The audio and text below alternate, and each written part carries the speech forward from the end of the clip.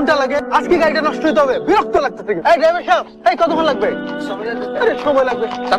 দাদা মরিচ পাও কি হবে? মরিচ গুলো ভাঙিয়ে ফেলো। কে তুমি বাবা?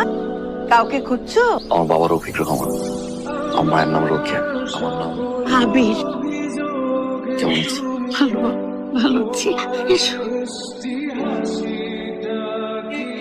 পুষ্প আপু, নিচে পাত্র আসছে। পাত্র যে দেখতে কি সুন্দর, কি হ্যান্ডসাম। তুমি চলো নিচে, দেখবে আমার তো খুব পছন্দ হয়েছে। কি বলিস?